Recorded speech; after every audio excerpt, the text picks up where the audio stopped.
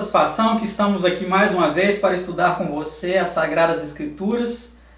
Eu cumprimento a cada um de vós com a graça e a paz de Deus nosso Pai, de nosso Senhor e Salvador Jesus Cristo. O estudo de hoje é o estudo número 65, que tem como título As Sete Igrejas. Hoje vamos abordar, dentro do livro do Apocalipse, o significado das sete igrejas, as cartas às sete igrejas. É um estudo composto por 20 perguntas e respostas, nas quais estaremos entendendo as questões envolvidas neste assunto. Eu convido a vocês que se coloquem de joelhos comigo para orarmos ao Senhor. Pai bendito, Pai amado, Criador do Universo, exaltado por toda a eternidade seja o Teu glorioso nome e o nome de Seu Cordeiro Imaculado, nosso Senhor e Salvador Jesus Cristo. Somos gratos por podermos mais uma vez estudarmos as Sagradas Escrituras e suplicamos, Senhor, as Tuas bênçãos. Dá-nos a compreensão correta da Tua Palavra. Te pedimos em nome de Seu Filho unigênito, nosso Senhor Jesus. Amém, Senhor.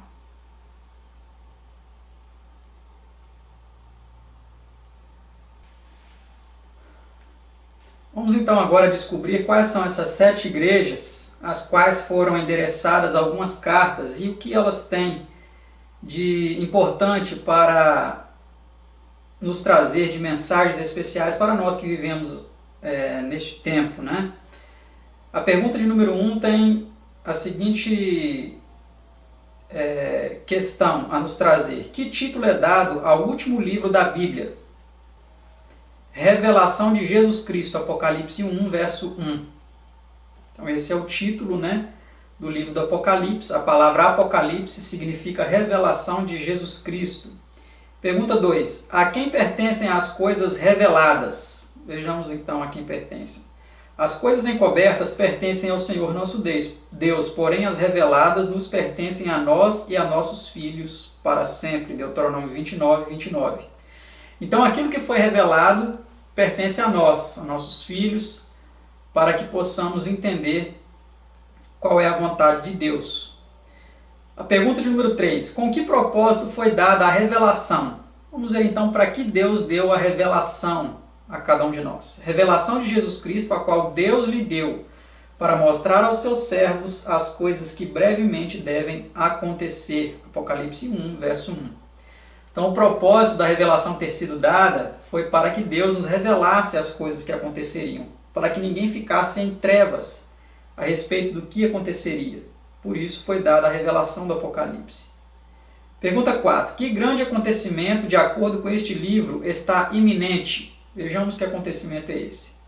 Eis que vem com as nuvens, e todo o olho o verá, até os mesmos que o traspassaram, e todas as tribos da terra se lamentarão sobre ele. Apocalipse 1, versículo 7. Este livro não somente se abre e encerra com o assunto da segunda vinda de Cristo, mas todas as suas 8 linhas proféticas para ele convergem como o grande evento culminante da igreja e do mundo. Então este grande evento retratado no livro do Apocalipse é a breve volta de nosso Senhor e Salvador Jesus Cristo. Pergunta 5. Que animação é dada aos que estudam este livro? Vejamos que animação é essa.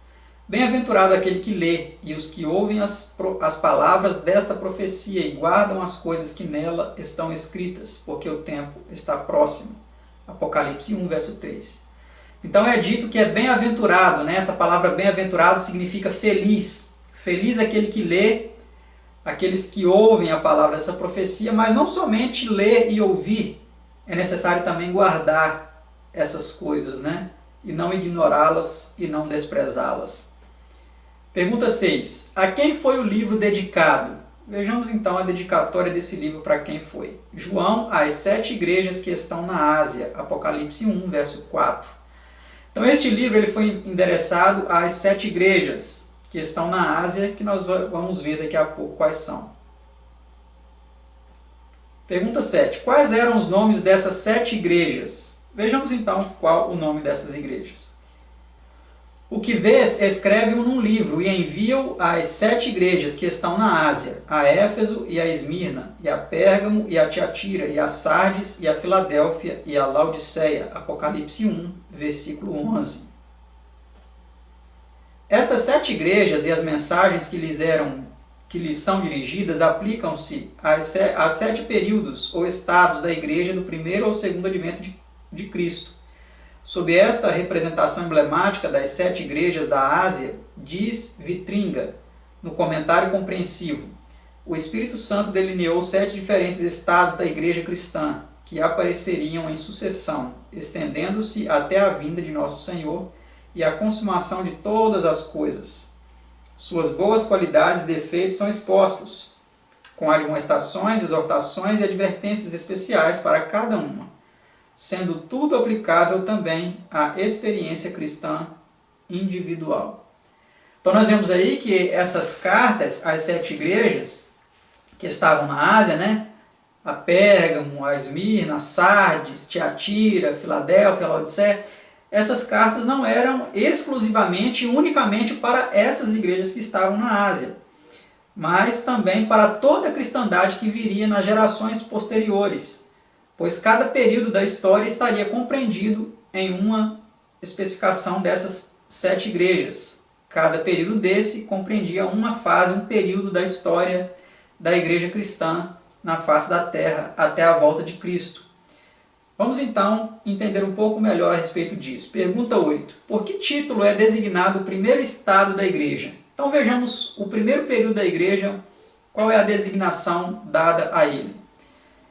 Escreve ao anjo da igreja que está em Éfeso, Apocalipse 2, versículo 1. O significado de Éfeso é desejável e apropriadamente descreve o caráter e condição da igreja em seu primeiro estado, quando seus membros receberam a doutrina de Cristo na sua pureza e desfrutaram os benefícios e bênçãos dos dons do Espírito Santo. Isto se aplica ao primeiro século ou durante a vida dos apóstolos. Vejam-se as datas no esquema abaixo que mostra o início e o fim dos 7 períodos. Então aí nós temos nesse pequeno diagrama as 7 igrejas separadas aí da seguinte forma. Do ano 31, ano Domini, até o ano 100, é a igreja de Éfeso, que significa desejável. Do ano 100 até o ano 323 é a igreja de Esmirna, que significa cheiro suave. Do ano 323 ao ano 538 é a igreja de Pérgamo, período designado aí como Pérgamo, que significa elevação. Do ano de 538 a 1798 é o período da igreja de Tiatira, que significa contrição. De 1798 a 1833 é o período da igreja de Sardes, que significa o que permanece. E de 1833 a 1844, a igreja de Filadélfia, que significa amor fraternal. E de 1844 até o fim, ou seja, até a volta de Jesus, é a igreja de Laodiceia, que significa julgamento do povo. Então nós vimos aí rapidamente, de forma resumida, os 7 períodos da igreja cristã até a volta de Cristo, desde a igreja apostólica, ali no tempo dos apóstolos, até a volta de Cristo. O primeiro período aí, então, sendo denominado a igreja de Éfeso, que significa desejável, no qual ali foi um período de pureza, foi um período de muito fervor e muita dedicação à pregação do Evangelho aí logo no primeiro período da igreja. Vamos para a pergunta 9 então. Depois de louvar essa igreja por suas obras, que repreensão lhe dirige o Senhor? Vamos ver então uma repreensão dada a essa igreja. Tenho, porém, contra ti que deixaste o teu primeiro amor. Lembra-te, pois, de onde caíste, e arrepende-te, e pratica as primeiras obras. Apocalipse 2, 4 e 5. O primeiro amor é o amor da verdade e o desejo de torná-la conhecida a outros. As primeiras obras são o fruto do amor. Tá certo? Então, essa foi uma repreensão dada à igreja de Éfeso, que ela deveria voltar ao primeiro amor. Né? Pergunta 10. Que nome é dado ao segundo estado da igreja? Vejamos então qual é a segunda igreja, então, o segundo período da igreja cristã. E ao anjo da igreja que está em Esmirna, escreve Apocalipse 2, verso 8. O significado de Esmirna é mirra, ou cheiro suave, e aplica-se ao período de tempo em que muitos dos santos de Deus sofreram martírio sob Roma pagã. Então, como você viu, esse período foi o período compreendido aí, então, na fase em que muitos cristãos sofreram perseguição e morte das formas mais brutais e cruéis possíveis, que foi o período de Esmirna, né? O período de perseguição aí sobre Roma pagã. Pergunta 11. Como se faz referência ao período final de tribulação da igreja? Vamos ver então. Nada temas das coisas que hás de padecer, eis que o diabo lançará alguns de vós na prisão, para que sejais tentados, e tereis uma tribulação de 10 dias. Ser fiel até a morte, e dar-te-ei a coroa da vida. Apocalipse 2, versículo 10. A mais cruel das assim chamadas 10 perseguições sobre Roma pagã começou sob o imperador Diocleciano e estendeu-se de 303 Anno Domini a 313 Anno Domini, um período de 10 dias proféticos, ou seja, um período de 10 anos, né, de 303 a 313, onde aí nesses 10 anos houve uma forte perseguição sobre Roma pagã e muitos cristãos entregaram a sua vida em prol do Evangelho. Pergunta 12. Que nome é dado ao terceiro estado da igreja? Vejamos então o que diz Apocalipse 2, verso 12. E ao anjo da igreja que está em Pérgamo, escreve. Então, esse período foi chamado de Pérgamo, e aí nós vemos o significado dele. O significado de Pérgamo é altura, elevação, e apropriadamente representa o período da igreja cristã que começa com o reinado do imperador Constantino, em 313 Anno Domini, quando o poder que condenara à morte os cristãos esposou a causa da igreja e, mediante recompensas, editos e promessas de cargos no governo, procurou induzir o povo a tornar-se cristão, trazendo assim para a igreja um dilúvio de mundanismo e corrupção. Muitos dos ritos e cerimônias pagãos previamente introduzidos na religião, incluindo a festividade pagã, o domingo, dia do sol, foram então estabelecidos por lei, resultando daí o primeiro dia da semana tomar o lugar do sábado bíblico. Então foi nesse período, né, o período de Pérgamo, que nós vemos aí então a aceitação de Roma. Roma falsamente aceitou o cristianismo aí na pessoa de Constantino, né, parou a perseguição e agora o inimigo mudou de tática. Ele viu que perseguir a igreja não era o melhor método, porque o sangue dos cristãos parecia que era semente. Quanto mais cristãos morriam, mais cristãos aceitavam, mais pessoas aceitavam o cristianismo. Então o que o inimigo começou a fazer? Ele começou agora, através de Constantino, a beneficiar o cristianismo, mas também introduzindo no cristianismo o paganismo, através aí então da influência do governo, na influência direta do imperador romano, em falsas doutrinas sendo introduzidas no cristianismo, como a guarda do domingo, né, em 321, como também a introdução, a oficialização, podemos dizer assim, né, porque alguns conceitos já estavam querendo ser introduzidos no meio cristão. Então, houve também a oficialização da doutrina da Trindade no Concílio de Nicéia, em 325, Anno Domini, um pouco após, né, da oficialização da guarda do domingo, que foi em 321. Em 325, no Concílio de Nicéia, houve a oficialização então da doutrina da Trindade. Então, nesse período, muitas doutrinas corruptas, podemos dizer, ensinamentos diabólicos, passaram a entrar no cristianismo. A perseguição cessou, mas eles começaram agora a destruir por dentro o cristianismo. Antes eles estavam tentando destruir de fora para dentro, fazendo um ataque de fora para dentro. Agora começou uma tática diferente, destruir o cristianismo de dentro para fora. Essa foi a astuta cilada satânica para perverter o cristianismo. Pergunta 13. Como foi louvada a fidelidade dessa igreja? Vejamos então. Conheço as tuas obras e onde habitas, que é onde está o trono de Satanás. E retens o meu nome, e não negaste a minha fé. Ainda nos dias de Antipas, minha fiel testemunha, o qual foi morto entre vós, onde Satanás habita. Apocalipse 2:13. Antipas vem de duas palavras latinas, ante, oposto a, e papas, pai ou papa, e denota uma classe de pessoas que se opuseram à dominação papal com relação a Pérgamo. Ver nota a página 244, o estudo 60, a queda da moderna Babilônia, que nós já vimos alguns estudos atrás, né? Então nós vemos aí que mesmo nesse período, com o cristianismo sendo corrompido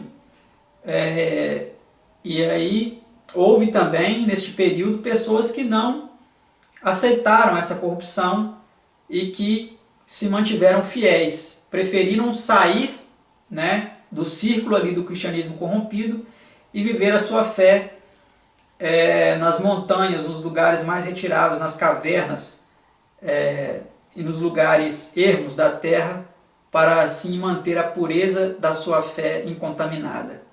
Pergunta 14. Que título foi dado ao quarto estado da igreja? Vejamos.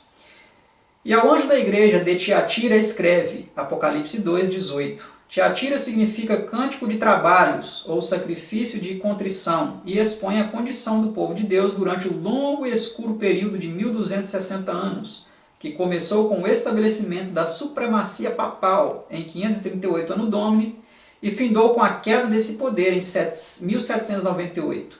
Vê as notas às páginas 209 e 210.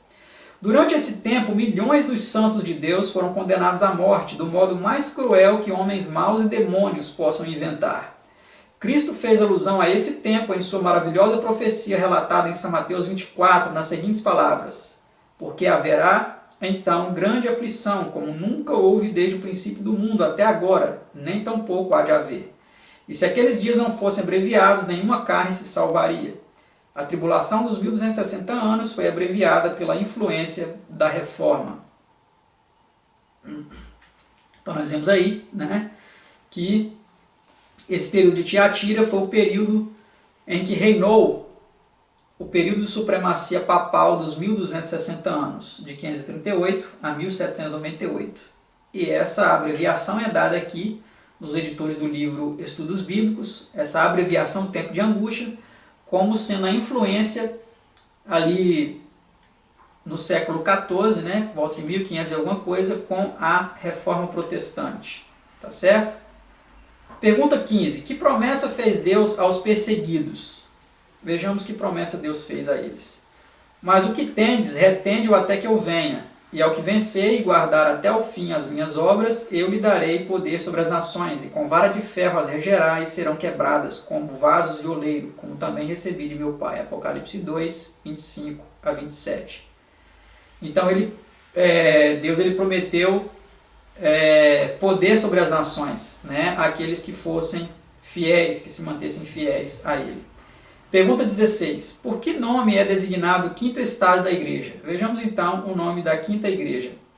E ao anjo da igreja de Sardes escreve, Apocalipse 3, verso 1. Sardes significa cântico de alegria, ou o que permanece. Um motivo de alegria naquele tempo era que a grande tribulação do povo de Deus estava no fim. Foi somente como resultado da reforma que alguns do povo de Deus subsistiram. Veja Mateus 24, 21 e 22 em a nota da pergunta 14. A igreja de Sardes estende-se desde o fim do poder papal, em 1798 Anno Domini, até o alvorecer do grande movimento adventista de 1833, que se assinalou pela queda das estrelas em 13 de novembro daquele ano, como fora predito por Cristo em São Mateus 24, 29. Então a profecia ela se cumpre exatamente, né, ao pé da risca. Cristo prometeu, né, que as estrelas cairiam do céu, do firmamento, né, e assim aconteceu, e esse período dessa igreja culminou com este evento também. Pergunta 17. Que nome amável é dado à sexta igreja? Vejamos que nome é dado a ela. E ao anjo da igreja de Filadélfia escreve, Apocalipse 3, 7. Filadélfia significa amor fraternal e se aplica à igreja durante a mensagem da hora do juízo. Vira a página 328, 238, estudo 59, a mensagem da hora do juízo. Pergunta 18. Que palavras dirigidas a essa igreja mostram a proximidade do segundo advento? Vamos ver que palavras são essas. Eis que venho sem demora, guarda o que tens para que ninguém tome a tua coroa. Apocalipse 3, versículo 11. Então, aqui é falado claramente, né, que Jesus viria sem demora quando estivesse o período dessa igreja aqui, Filadélfia, né, e que eles deveriam guardar sua coroa, guardasse o que tinham, né, a sua fé, para que ninguém tomasse a sua coroa. Penúltima pergunta deste nosso estudo, pergunta 19. Qual é a mensagem de Cristo para a última igreja? Vamos ver que importante mensagem ele tem para esta igreja. A última igreja, o período que nós vivemos hoje. E ao anjo da igreja de Laodiceia escreve: conheço as tuas obras, que nem és frio nem quente. E aí tem mais algumas coisas antes, né? Mas nós colocamos aqui de forma resumida. Como dizes, rico sou e estou enriquecido, e de nada tenho falta, e não sabes que és um desgraçado e miserável, e pobre e cego e nu. Aconselho-te que de mim compres ouro provado no fogo, para que te enriqueças, e roupas brancas, para que te vistas, e que unjas os teus olhos com colírio, para que vejas. Eu repreendo e castigo a todos quantos amam. Sê, pois, zeloso e arrepende-te. Apocalipse 3, 14 a 19. Então nós vemos aqui o triste quadro da nossa última igreja. Uma igreja que se acha rica, que se acha próspera. Muitos aí estão pregando prosperidade, não é mesmo? Muitos acham que não precisam de mais nada, que o conhecimento que eles já têm das Escrituras já é o suficiente, que eles não precisam aprender mais nada. E é dito a essa igreja: vocês não sabem que vocês são miseráveis, desgraçados, pobres, cegos e nus. Que palavras duras são destinadas a essa igreja. E o conselho de Deus para ela é que ela comprasse o ouro verdadeiro da fé e do amor, que ela comprasse vestes brancas para cobrir a sua nudez, a vergonhosa condição espiritual em que ela vive, e também que ela comprasse colírio para ungir os olhos e ver a sua real condição, o verdadeiro discernimento do Espírito, para compreender o seu estado. Vejamos aí um pouco mais nessa nota o que é dito a respeito dessa igreja. Laodiceia significa julgamento do povo, ou segundo Cruden, um povo justo. Esta igreja existe no tempo do juízo e da proclamação das finais mensagens que precedem a segunda vinda de Cristo. Ver Apocalipse 14, 6 a 16 e estudos as páginas 238 a 252. Os estudos 59, 60 e 61 que nós já vimos. Este é um tempo de muita profissão de fé, mas pouca religiosidade vital e verdadeira piedade.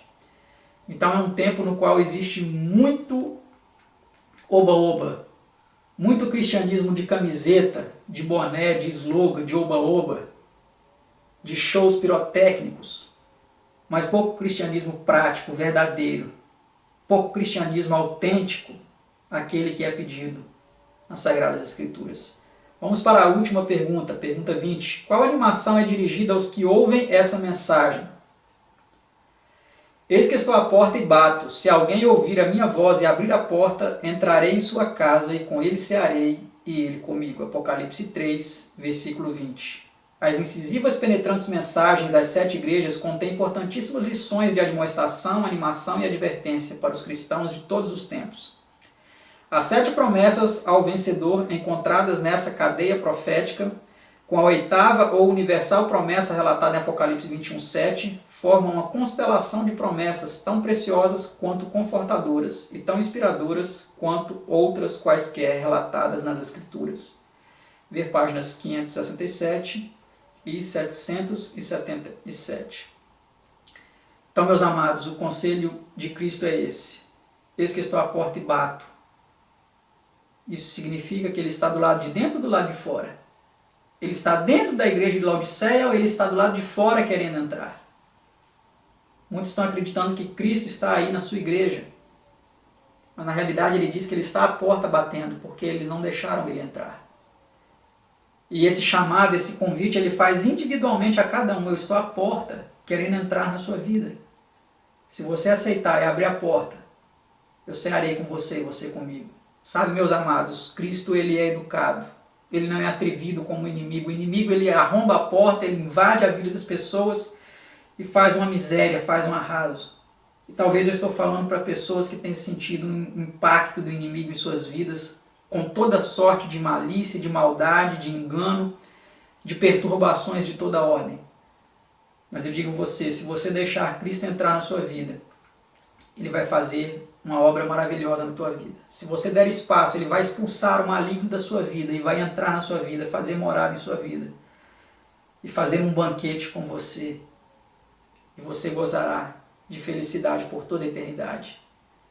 Que você aceite esse convite que ele te faz e que nós nos regozijemos com a presença de Cristo em nossas vidas.